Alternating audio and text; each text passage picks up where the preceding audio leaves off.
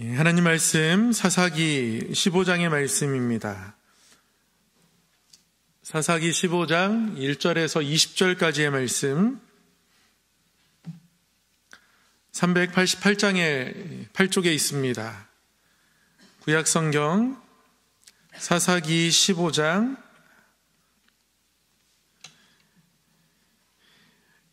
1절로부터 20절까지의 말씀을 한 절씩 교독하겠습니다. 얼마 후 밀 거둘 때에 삼손이 염소 새끼를 가지고 그의 아내에게로 찾아가서 이르되 내가 방에 들어가 내 아내를 보고자 하노라 하니 장인이 들어오지 못하게 하고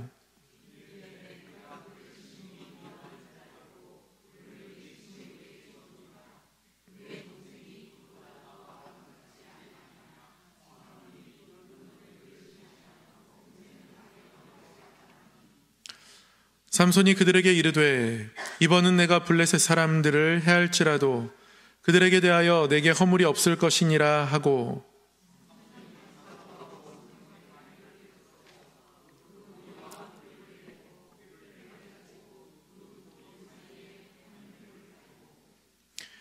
회에 불을 붙이고 그것을 블레셋 사람들의 곡식밭으로 몰아들여서 곡식단과 아직 배지 아니한 곡식과 포도원과 감람나무들을 사른지라.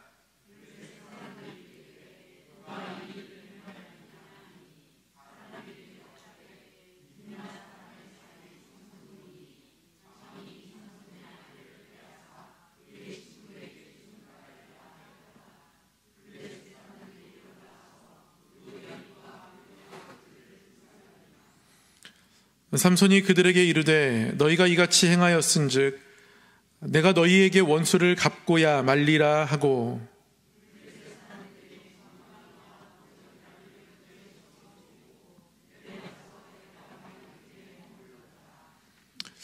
이에 블레셋 사람들이 올라와 유다의 진을 치고 레히에 가득한지라.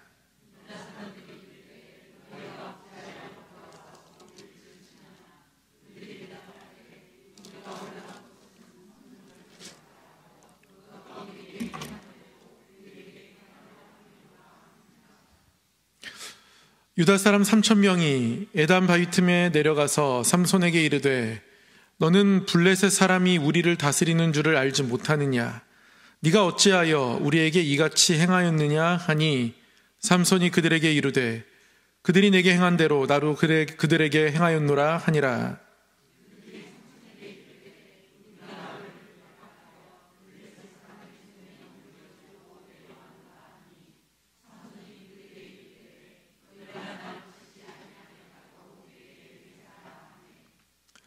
그들이 삼손에게 말하여 이르되 아니라 우리가 다만 너를 단단히 결박하여 그들의 손에 넘겨줄 뿐이요 우리가 결단코 너를 죽이지 아니하리라 하고 새 밧줄 둘로 결박하고 바위 틈에서 그를 끌어내니라.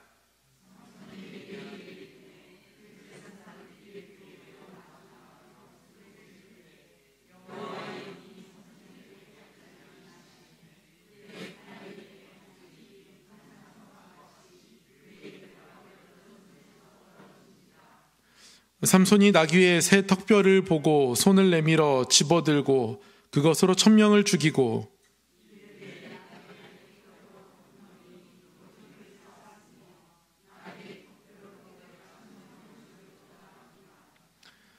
그가 말을 마치고 턱뼈를 자기 손에서 내던지고 그곳을 라맛 레히라 이름하였더라.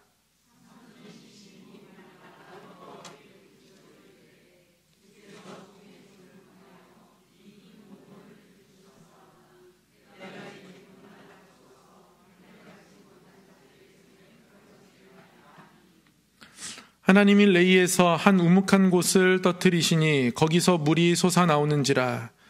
삼손이 그것을 마시고 정신이 회복되어 소생하니 그러므로 그 샘 이름을 엔학고레라 불렀으며 그 샘이 오늘까지 레히에 있더라.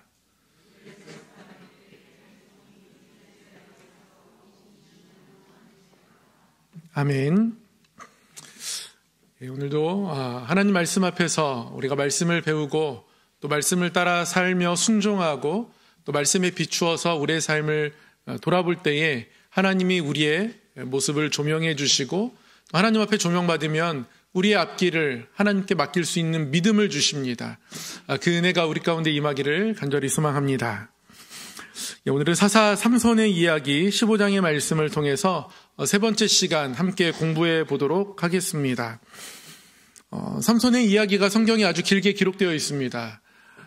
삼손의 이야기가 머리 잘리고 블레셋 사람들에게 끌려갔다가 결국 다시 그것에 복수하는 이야기 정도로 많이 알려져 있지만 사실 삼손의 이야기는 굉장히 중요한 교훈을 여러 가지로 우리에게 가르쳐 줍니다. 이 13장에서 나타난 그리고 16장까지 이어지는 삼손의 이야기 잠깐 리뷰를 해보면요. 13장에는 삼손의 이제 탄생 이야기가 나옵니다. 12번째 사사이고요. 사사기에 등장하는 12명의 사사 중에 마지막 등장하는 사사입니다. 삼손의 사사가 될 때의 이야기를 보면 그의 탄생 가운데에 당시에 이스라엘 백성들의 어떤 영적인 상태가 나타나거든요. 일단 블레셋에 의해서 통치받고 있지만 이스라엘 백성들은 구해달라고 하나님께 기도하지 않습니다. 구해달라고 기도하지 않는 블레셋의 통치를 너무 자연스럽게 그냥 받아들이고 있는 모습들이 그들 가운데 있었고요. 하나님은 마노아 가정에 삼손을 새로운 생명으로 주시고 그를 사용하고자 하시는데요. 그러나 마노아 아내에게 하나님의 사자가 나타났고 마노아 아내가 그 이야기를 남편 마노아에게 하지만 그러나 마노아는 의심합니다. 믿지 않습니다. 마노아 아내가 불임으로 있는다는 것이 영적 상태이기도 했지만 또 새로운 길을 열어주시는 하나님에 대한 기대감 없는 모습 또한 그 의심이라는 모티브를 통해서 삼손의 탄생 이야기에 나타납니다. 14장에는 삼손의 결혼 이야기가 이어집니다. 딥나에 가서 한 여인을 사랑하게 됩니다. 딥나는 원래 이스라엘 땅이었습니다. 여호수아 15장에 보면 딥나는 분명히 유다 지파의 경계에 들어가 있습니다. 뒤에 20장 위에 가면 이 딥나가 단지파의 땅으로도 나옵니다. 그러니까 유다 지파와 단지파의 경계에 있었던 지역입니다. 그러나 지금은 블레셋이 다스리는 땅인데요. 그 땅에 들어가서 블레셋 여인을 보고 결혼할 생각을 합니다. 그 눈에 보기 좋아서 삼손은 이 딥나 여인과 결혼하려고 하거든요. 딥나 땅을 하나님의 땅으로 찾아오려는 생각들이 이스라엘 백성들에게 없었음을 또한 알 수 있는 대목입니다. 그러던 삼손이 이제 이 딥나 여인과 결혼식에서 수수께끼 가지고 원래 결혼식을 즐거운 장소로 또 즐거운 분위기로 마치려고 했던 마음에 수수께끼를 시작했는데 그런데 삼손이 냈던 수수께끼 자신의 어떤 영웅담이죠. 사실은 하나님 앞에서는 영웅담이 될 수 없었던 이야기입니다. 사자를 죽이고 사자의 피를 가까이 하고 그 사자의 몸에 있는 벌꿀을 먹고 그걸 부모에게 갖다 주고 나시린법을 이렇게 어겨가고 정결법을 어김에도 불구하고 그것을 영웅담처럼 수수께끼로 내는 사사의 모습은 하나님 앞에서 사사로서의 그 투철한 거룩함, 사명감 이런 것들이 없음을 알 수 있게 하는 대목입니다. 그런 삼손이 이런 수수께끼를 통해서 결국 자신의 여인이 수수께끼의 답을 유출하게 되고 그래서 삼손은 베옷, 또 겉옷 30벌씩을 내기에 써가지고 그것을 갚기 위해서 또 다른 블레셋 사람들을 이제 죽이게 되고요. 그런데 이제 이것이 블레셋을 대적하는 계기가 되죠. 15장 이후에는 이제 블레셋을 대적해가는 삼손 이야기가 나옵니다. 오늘 15장 말씀을 보면 여러분 15장 읽으시면서 어떤 생각이 드셨습니까? 15장 읽으시면서 좀 마음이 답답하셨습니까? 15장을 읽으면 물론 사사기 전반적으로 사사들의 영적인 수준이 내리막을 향해 내려오니까 좀 가슴이 답답하고 안타깝기도 하고 혹시 우리 성도의 모습이 아니면 목회자로서의 저의 모습이 그렇지 않은가 이렇게 되돌아보게 되는데요. 오늘 삼손의 모습은 정말 너무너무 답답합니다. 지난주에 함께 살펴보았던 삼손의 결혼식 이야기가 오늘 이어집니다. 삼손이 결혼식에 수수께끼를 냈는데 그런데 아무도 맞출 수 없는 수수께끼를 냈습니다. 나만 아는 이야기니까요. 내가 사자를 죽이고 그 사자의 죽인 몸에 있는 벌꿀을 먹었고, 그래서 강한 자에게서 이 단 것이 나온 것, 먹을 것이 나온 것, 이것을 수수께끼로 냈는데 누가 맞추겠습니까? 그런데 삼손의 아내인 이 딥나의 여인, 이 여인을 블레셋 사람들이 협박해서 답을 알아내지 못하면 너의 집을 다 불태워서 다 죽일 것이다, 없앨 것이다, 이런 협박 때문에 할 수 없이 여자의 가장 강력한 무기인 눈물을 사용해서 그래서 삼손에게 답을 알아냅니다. 그래서 결국 블레셋 사람들이 답을 맞추게 되는데요. 이것 때문에 삼손이 화가 났습니다. 그래서 그냥 자기 아내를 내버려 두고 더 이상 아내를 마치 내 아내로 여기지 않는 것처럼 그 자리를 떠나게 되었습니다. 그냥 자기 아버지의 집으로 올라가 버렸습니다. 근데 이후에 오늘 15장 1절을 보면 얼마 후에 밀 거둘 때입니다. 그러니까 지금처럼 곡식이 익어가는 좋은 가을날, 가을에 날씨도 좋고 곡식도 익어갔고 그러니까 딥나의 그 여인이 다시 생각나는지 모르겠지만 밀 거두는 그때쯤 한 5월 정도 됐을 것 같습니다. 5월에 아름다운 햇살이 부서지는 그 어느 날 그의 아내를 다시 찾아갑니다. 그런데 장인이 아내가 있는 방에 못 들어가게 하는 거예요. 이유인즉슨 2절에 나온 바처럼 이 딥나 여인의 아버지, 그러니까 이 삼손의 장인이 네가 심히 미워하는 줄 알고 내가 다른 사람에게 주었다. 그 사이에 재혼을 한 겁니다. 그러면서 그의 동생이 있다, 더 예쁘지 않느냐라고 하면서 동생을 아내로 맞이하라고 합니다. 아내를 잃어버리게 되었습니다. 삼손은 이것 때문에 다시 한번 분노하게 됩니다. 3절에 삼손이 그들에게 이르되 이번은 내가 블레셋 사람들을 해할지라도 그들에게 대하여 내게 허물이 없을 것이니라 하고, 수수께끼를 맞춘 것 때문에 그 내기를 해결하기 위해서 블레셋 사람들을 죽인 건 정당하지 않다고 볼 수 있지만, 그러나 내 아내를 이러한 방식으로 데려가 버리면 그러면 이것은 이 민족이 분명히 나에게 잘못하는 것이다. 이것은 내가 어떤 복수를 할지라도 핑계하지 못할 것이다. 이렇게 이야기하고 삼손이 어떻게 하냐면요, 블레셋 사람들의 밀밭을 태워버립니다. 1절에 나와 있지만 여러분 추수기입니다. 추수를 앞두고 있어요. 밀은 매우 중요한 곡식입니다. 그런데 추수를 앞두고 있고 밀이 막 익어가는 그 밀밭을 삼손은 여우 300마리 그 꼬리를 묶고 거기에 횃불을 달아서 놓아서 다 태워버립니다. 하나님이 이러한 전쟁을 명하신 적은 없지만 삼손은 지금 자신의 복수를 하고 있는 겁니다. 밀밭을 다 태워버렸습니다. 밀밭을 태우고 나니 사람들이 화가 나지 않을 수가 없겠죠. 엄청난 분노가 일어나지 않겠습니까? 수확이 얼마 안 남은 밀밭을 삼손이 다 태워버렸습니다. 블레셋 사람들이 이 책임을 누구에게 돌리냐면 딥나 여인의 집안에 이 책임을 돌립니다. 블레셋 사람들이 다시 또 협박합니다. 수수께끼의 답을 알아오지 못하면 집을 불태운다고 했던 그들이 이번에는 너희가 잘못해서 딥나 여인의 아버지, 그러니까 삼손의 장인이 성급하게 삼손의 아내인 큰딸을 다른 사람에게 주었기 때문에 삼손이 화가 나서 이렇게 하지 않았느냐. 그래서 결국 딥나 여인의 집을 불태워버립니다.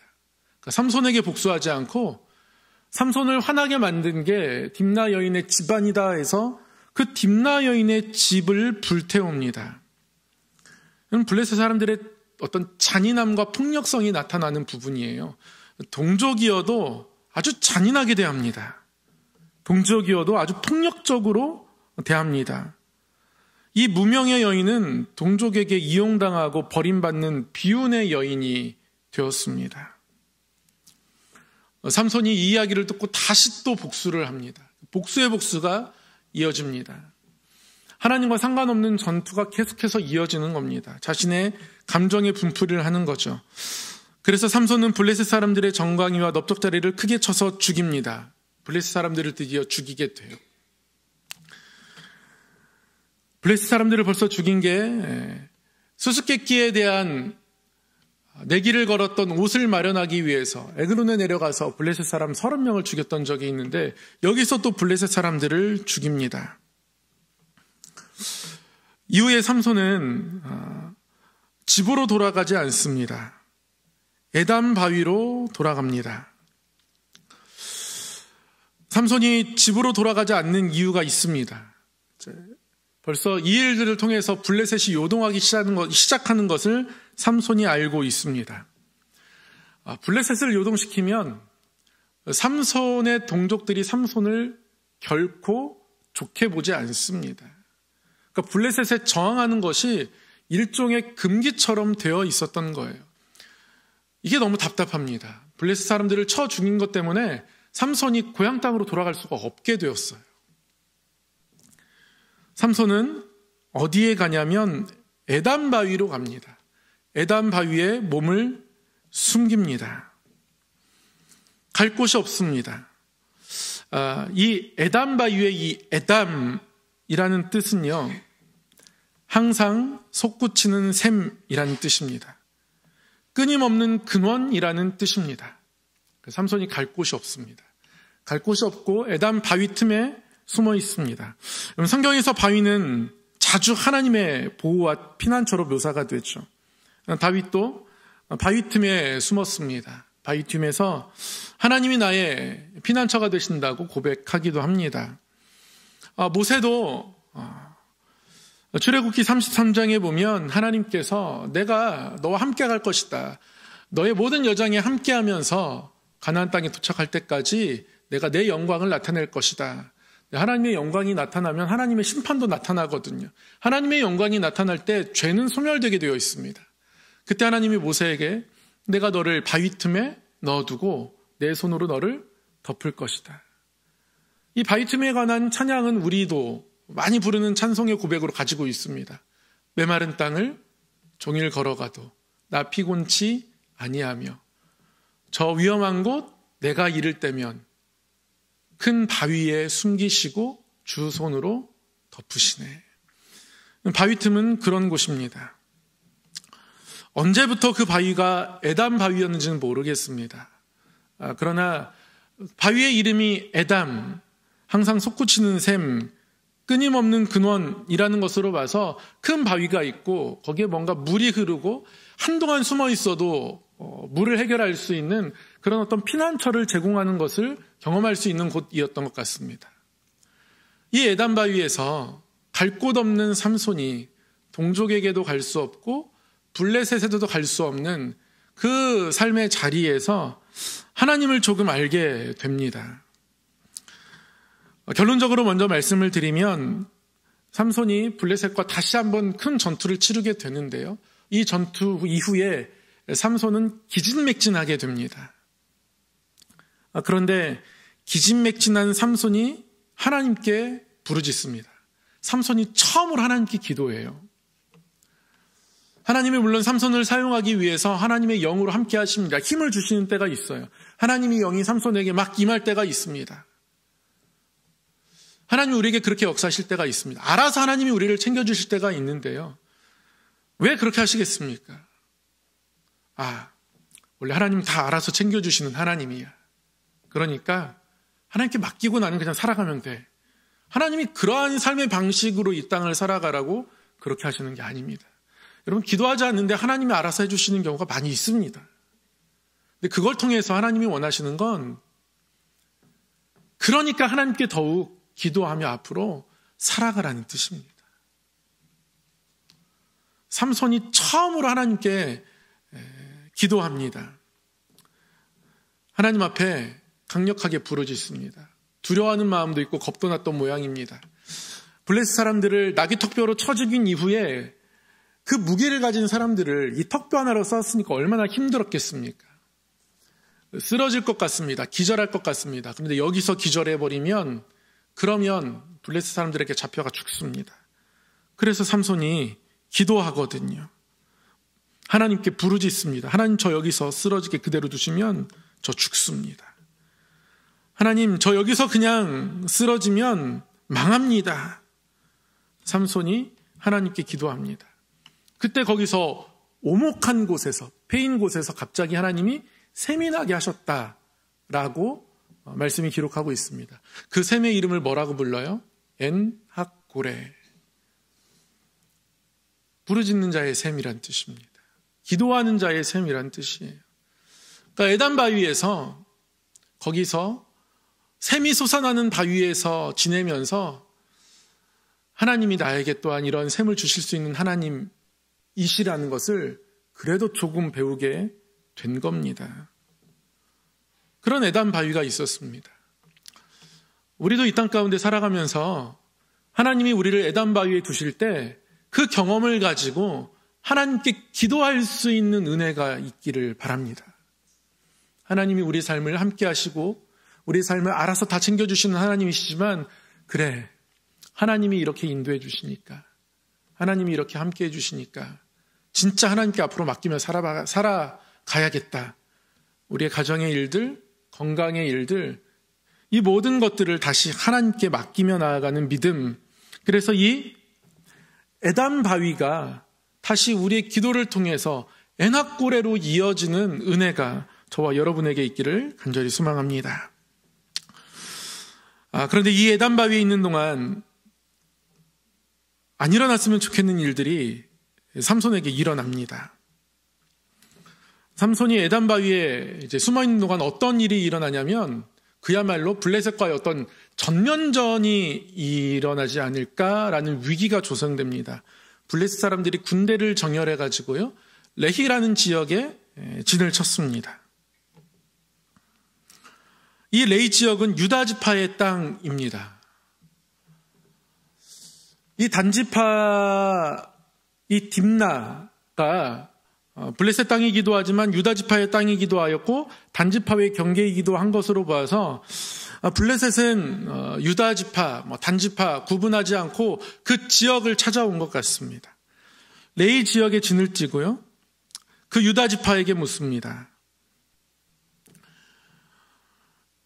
유다 지파에게 그들이 겪었던 일들에 대해서 그들이 복수할 것임을 아주 작정하고 전면전의 준비를 합니다. 그런데 유다 지파가 이상하게 반응합니다. 유다 지파가 왜 지금 여기에 진을 치냐고 그들에게 묻습니다. 두려워서 묻는 거예요. 맞설 힘이 없는 겁니다. 그저 별 문제 없이 그냥 지금처럼 그들과 적당하게 어울려 살면 좋겠다 싶습니다. 원래 유다 지파가 이 땅을 차지할 때 보면요, 가장 먼저 올라갔던 지파입니다. 그렇게 명령하지 않아도 여호수아가 이 땅을 차지하면서 이스라엘 백성들이 이끌 때 여호수아에게 나와가지고 누가 먼저 올라가겠습니까? 물어봤던 지파예요. 그러니까 이 땅에 올라가서 하나님의 땅들을 취하고자 하는 마음들이 갈렙을 필두로 해서 유다 지파 안에 가득했습니다.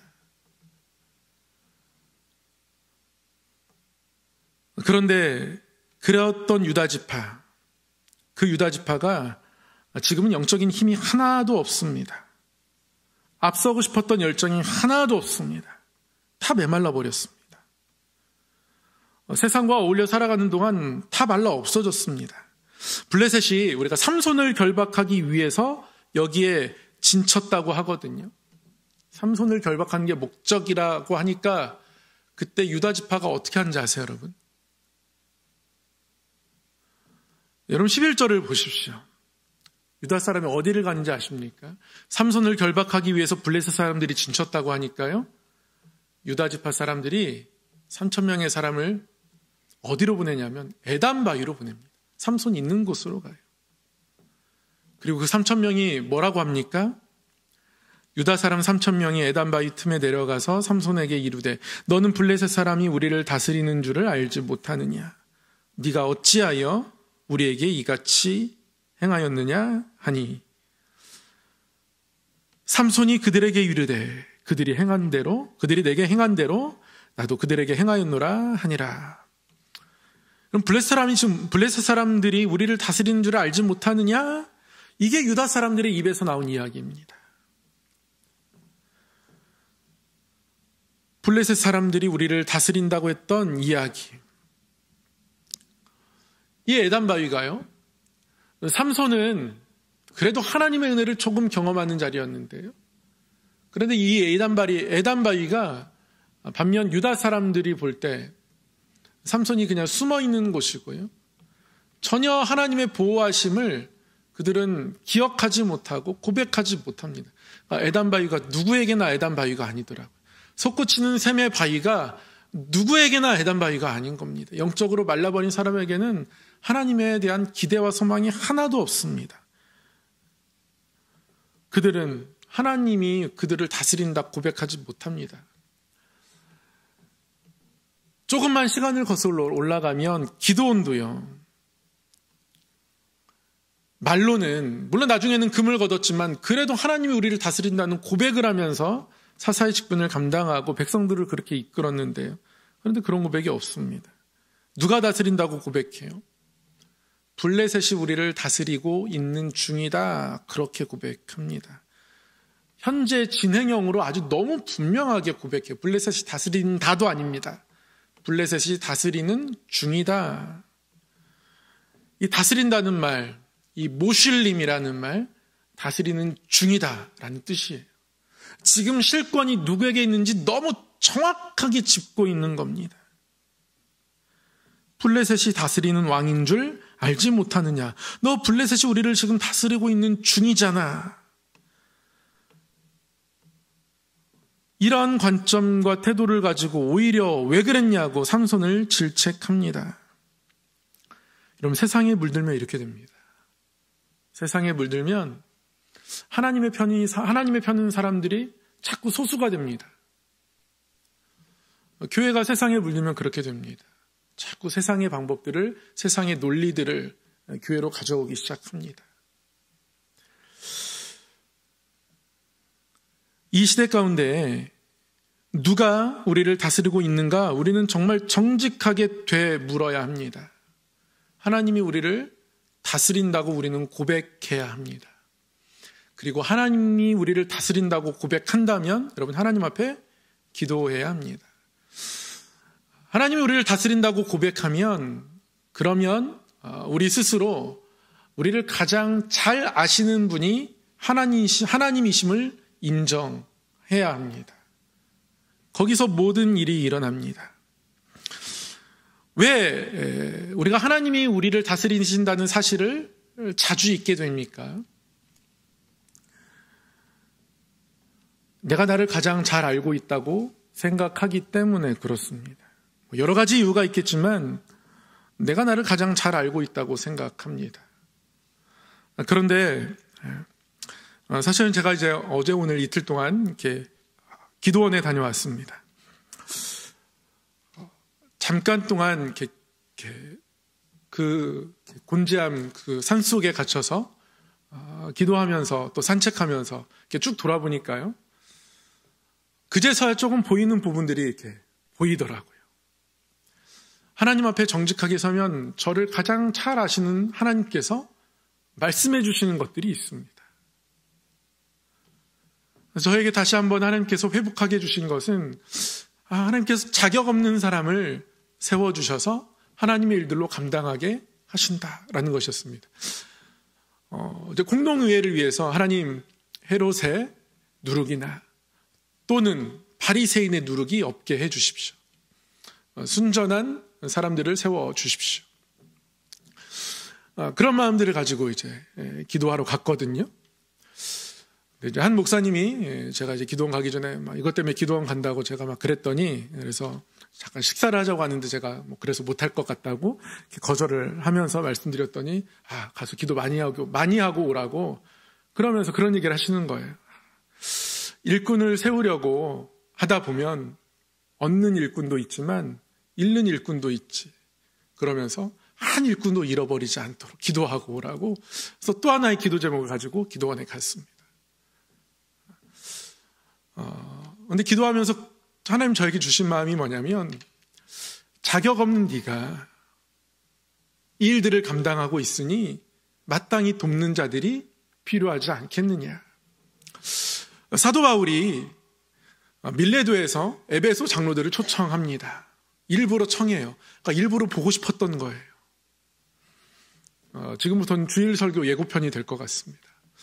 여러분, 왜 밀레도에서 에베소 장로들을 청했을까? 사도 바울은 가면 죽을지 모른다고 생각하거든요. 왜 청했겠습니까? 에베소에 있을 때 함께 그들이 동역해 주었기 때문에 그렇습니다. 그러니까 마지막에 가장 보고 싶은 사람이 에베소 교회의 장로들이었던 거예요. 그 순간 그 모습들이 너무 아름답더라고요. 너무 부러운 거예요.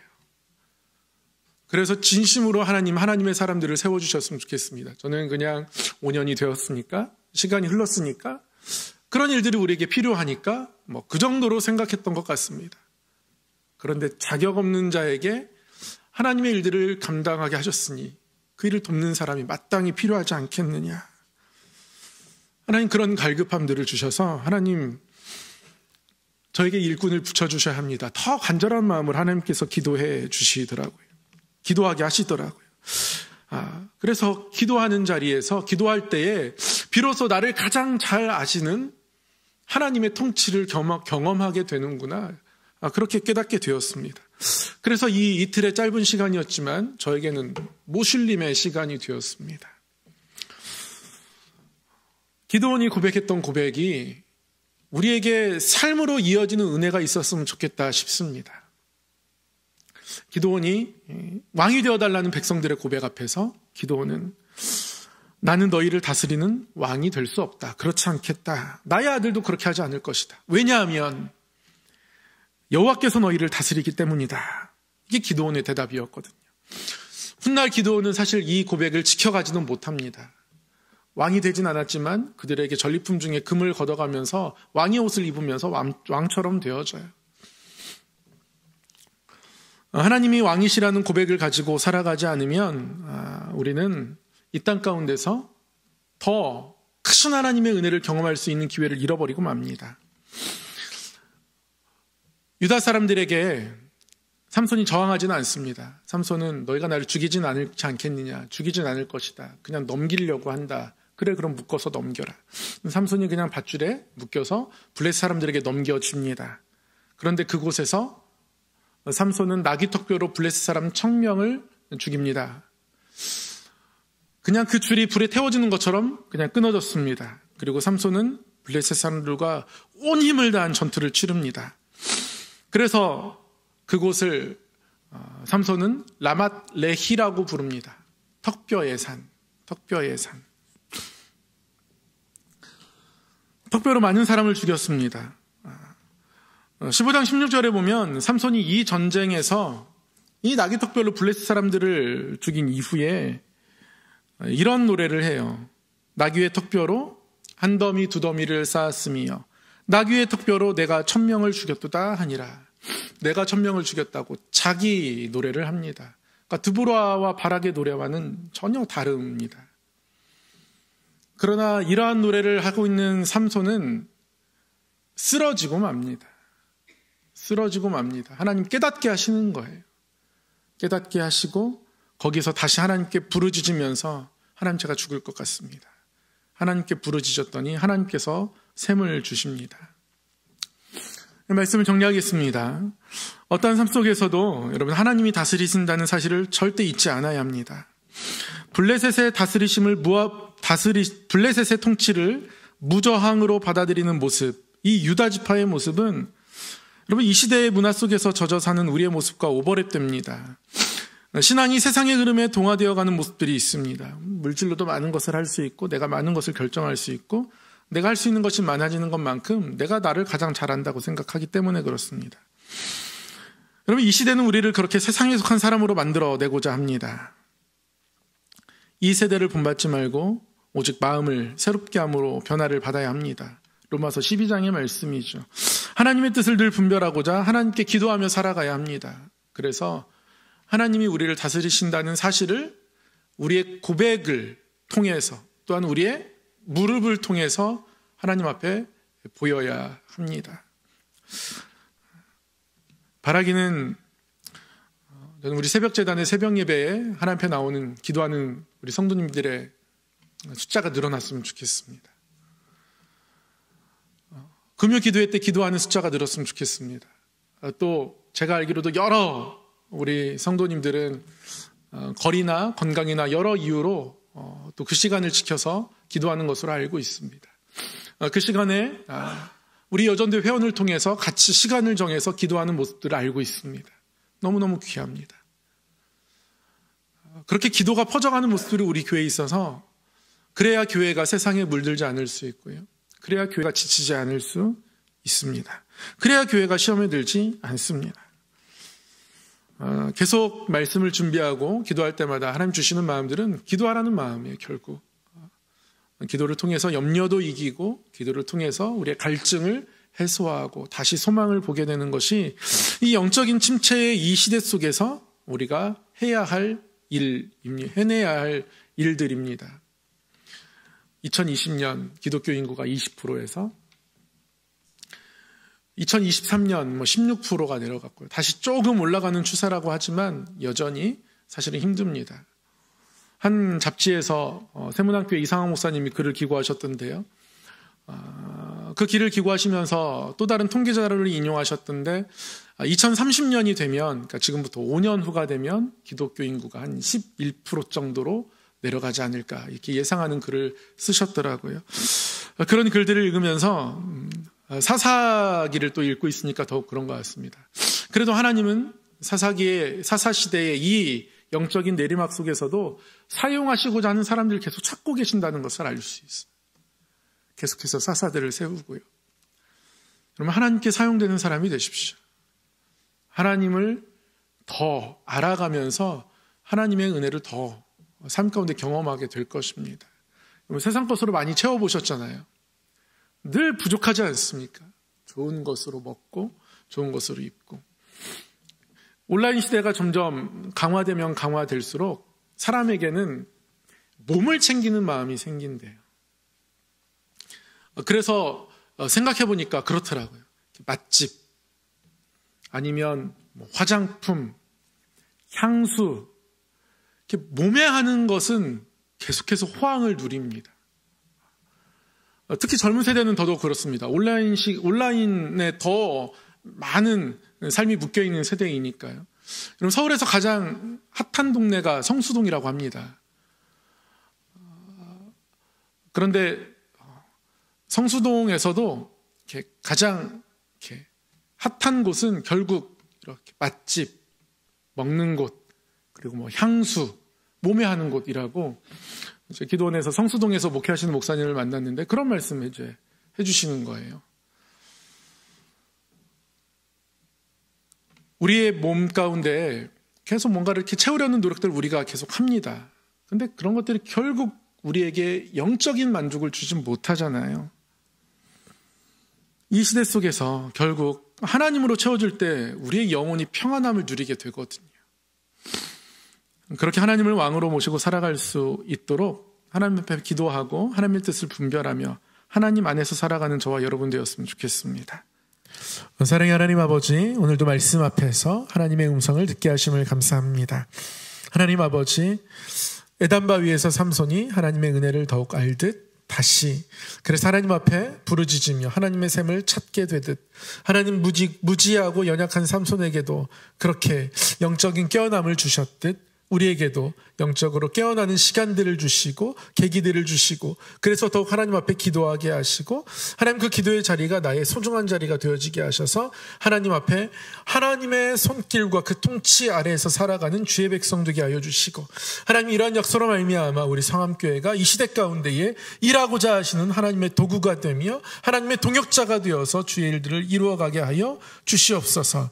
하나님 앞에 그렇게 하나님의 크신 은혜를 구하며 나아갈 때에 그 은혜가 우리에게 더욱더 크게 임하여서 먼저 그의 나라와 그의 의를 구할 때 또한 필요한 모든 것으로 채워주시고 그래서 더욱 하나님의 풍성하심을 경험하는 우리 성함의 권속, 우리 성함교회 되게 하여 주시옵소서.